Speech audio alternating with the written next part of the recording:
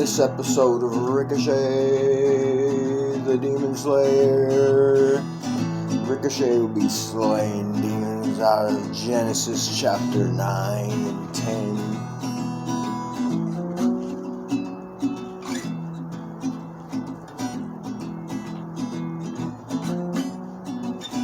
And singing Mississippi John Hurt's Stagger Lee. What a friend we have in Jesus. And I like Mississippi John Hurt. He sang the song "I Shall Not Be Moved."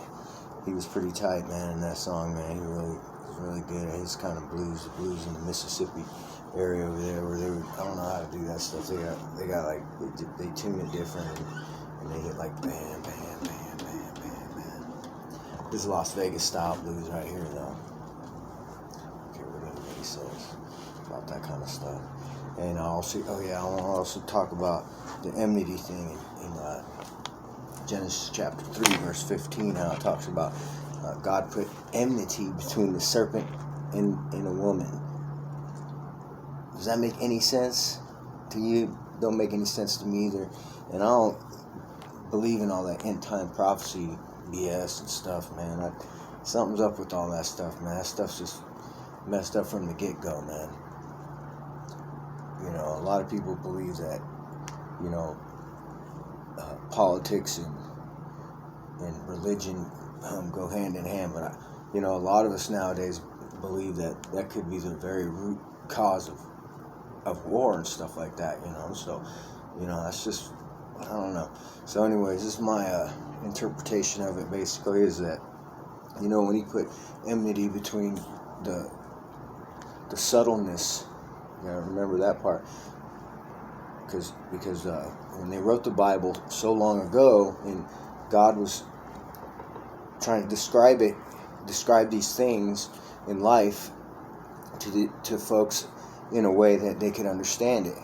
And so the way I see it, what he meant by that is that, you know, whenever you have a relationship in basically nowadays in psychology they say that like a woman thinks of things more than a man does. You know, like if a man thinks of something important twice a day, a woman thinks of it 200 times a day, you know. So basically I relate it to that, and that's basically really what it is, you know. But in these days it would seem like she's possessed or something. And even these days, you know, they have all these mental illness things going on they talk about and stuff that really I don't believe is true, man. I believe it's just fear and stuff, you know, and all that stuff. But anyway, so yeah, so the subtleness is like, so if your wife, you know, is gonna, and if you're a girl and you're watching this, you know, I appreciate you watching and all that stuff. But I don't want to offend anybody, you know. From a man's perspective, you know, is really where I'm coming from. I could never speak from a woman's perspective. I'm just trying to talk to the fellas about this kind of stuff and how I see it. Anyway, so yeah, so the subtleness is basically like when in your relationship, when your partner is hearing, whether it's your brother, a relationship between somebody else, or it's your man and woman relationship, or, you know, husband and wife relationship, which usually is what I ever looked at this for, usually before, but now I can pretty much see a lot of things in each lesson, you know. But anyway, so the subtleness is like outside of that relationship that Adam and Eve had. The serpent, this is them telling the story in those days, because it was the only way they could describe these things to them, was like, you know, when your wife or somebody that is in a relationship with you, whatever, hears that something else, you know, outside of your relationship, and they start thinking about it, you know, and it might be something that, you know, you might not really want in your relationship, you know, an idea, a thought, something, you know, and somebody just puts it in her ear, and the woman thinks, of important things more than you do. So, we don't always have the patience to deal with it, so we trip out right away or whatever, but what we should do is chill out and stop and realize that she's, just having concerns, and they're really important, and, but that sometimes that subtle voice on the outside of your relationship, comes in and it just disrupts everything. And that's why this book's so important, so you guys can have, we can all have these relationships. I don't know, that's just the way I see it. So anyways, chapter 9 and 10, Genesis.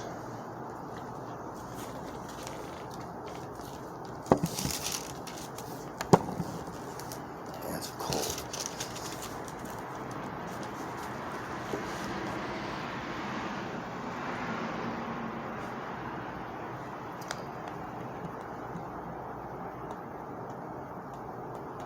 And God blessed Noah and his sons, and said unto them, Be fruitful and multiply, and replenish the earth. And the fear of you and the dread of you shall be upon every beast of the earth, and upon every fowl of the air, upon all that moveth upon the earth, and upon all the fishes of the sea. Into your hand are they delivered. Every moving thing that liveth shall be meat for you, even as the green herb. Here we go again. Have I given you all things? Oops, sorry about that. Let me start over.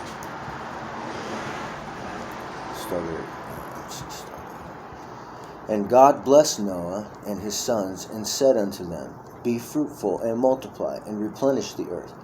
And the fear of you and the dread of you shall be upon every beast of the earth, and upon every fowl of the air, upon all that moveth upon the earth, and upon all the fishes of the sea.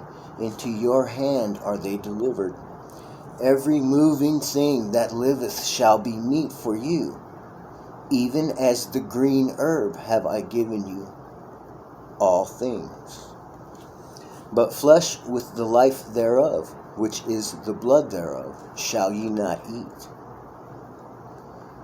And surely your blood of your lives will I require. At the hand of every beast will I require it, and at the hand of man, at the hand of every man's brother will I require the life of man. Whoso sheddeth man's blood, by man shall his blood be shed, for in the image of God made he man. And you be ye fruitful, and multiply, bring forth abundantly in the earth, and multiply therein. And God spake unto Noah and to his sons with him, saying, And I, behold, I establish my covenant with you, and with your seed after you, and with every living creature that is with you, of the fowl, of the cattle, and of every beast of the earth with you, from all that go out of the ark to every beast of the earth. And I will establish my covenant with you. Neither shall all flesh to cut off any more by the waters of a flood. Neither shall there any more be a flood to destroyeth the earth.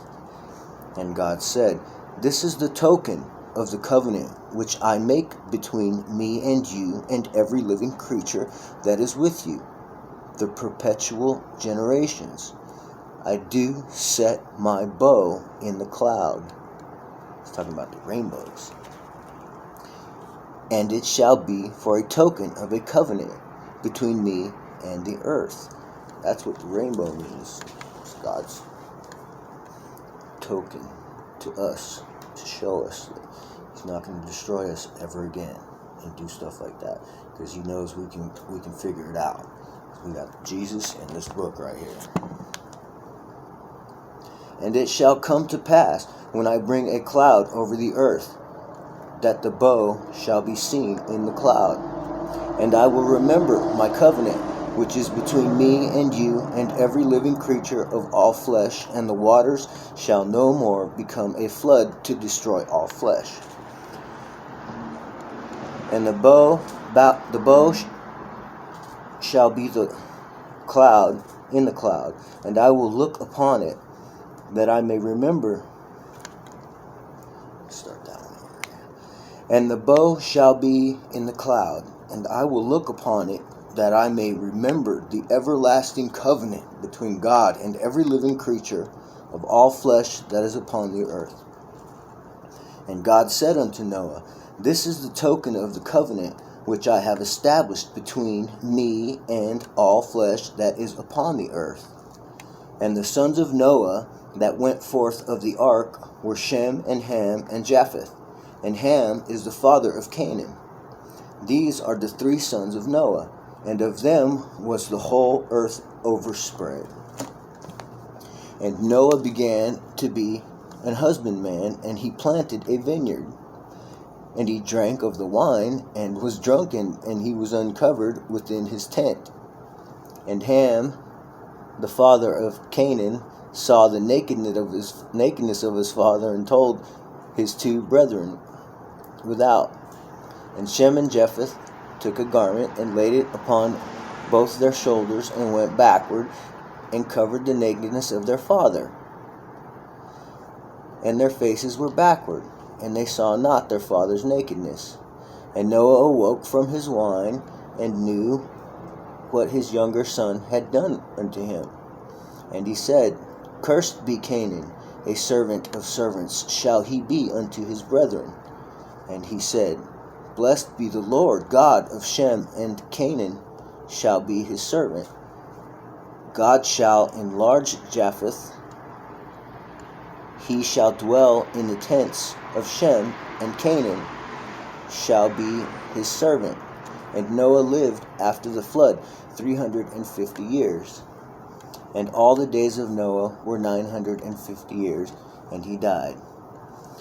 And don't listen to all that BS either, because when he's talking about God shall enlarge Japheth, he was just talking about making him greater and making the other guys smaller in stature.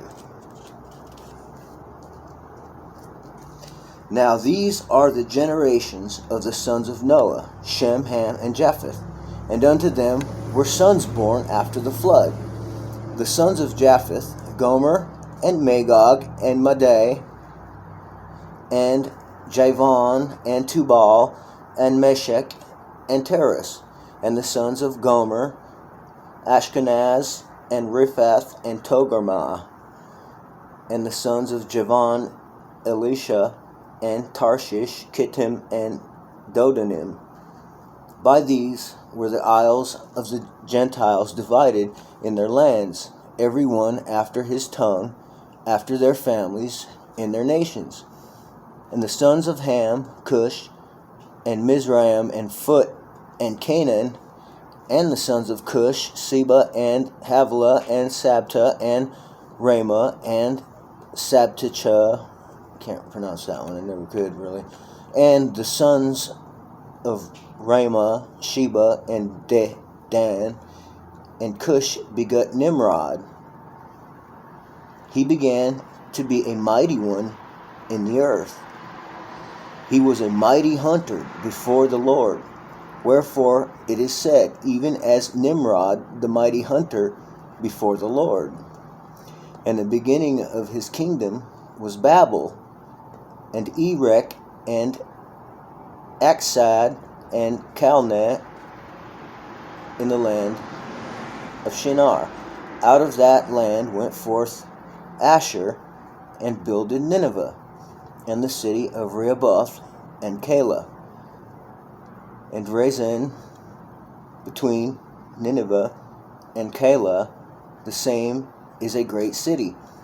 And Mizraim begat Ludim, and Ananimim, and Lehabim, and Naphtuhim, and Pathrusim, and Casluhim, out of whom came Philistim, and Caphtorim. And Canaan begat Sidon, his firstborn, and Heth, and the Jebusite, and the Amorite, and the Girgasite, and the Hivite, and the Archite, and the Sinite, and the Arvadite, and the Zemarite, and the Hamathite, and afterward were the families of the Canaanites spread abroad. We learn a lot about stuff from the Canaanites too. And the border of the Canaanites was from Sidon, as thou comest to Gerar, unto Gaza, as thou goest unto Sodom and Gomorrah and Admah and Zeboim, even unto Lasha. These are the sons of Ham, after their families, after their tongues, in their countries, and in their nations. Unto Shem also, the father of all the children of Eber, the brother of Japheth, the elder, even to him were children born. The children of Shem, Elam, and Asher, and Arphaxad, and Lud, and Aram. And the children of Aram, Uz, and Hul, and Gether, and Mash. And Arphaxad begat Selah, and Selah begat Eber. And unto Eber were born 2 sons. The name of one was Peleg, for in his days was the earth divided, and his brother's name was Joktan. And Joktan begat Almodad, and Sheleph, and Hazarmaveth, and Jerah, and Hadoram, and Uzal, and Diklah, and Obal, and Abimael, and Sheba.